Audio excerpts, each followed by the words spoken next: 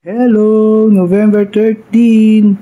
Marami-rami tayo ngayon may ihulog sa ating ipon check. So yun, umpisa natin kay Kevin Durant versus Washington Wizards. Meron siyang 23 points. Meron tayong 23 pesos para sa kanya.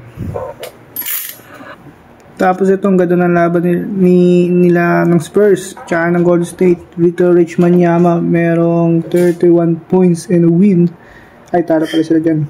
Sa pagkakaalam mo, talo sila dyan 31 points. Kaya meron siyang 31 pesos para kay Victor Wembanyama. Tapos grabe naman si Stephen Curry. Stephen Curry merong 46 points. Kaya meron tayong big 46 pesos para sa kanya. Ang dami natin ng ipon na kay Stephen Curry.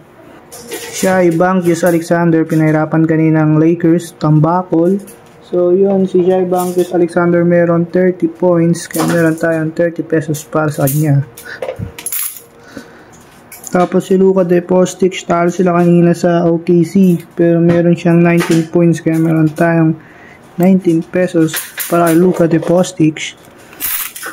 Kasi ito din, ganda na laban gaya ng Clippers at saka ng Denver. Si James Harden meron 23 points and a loss.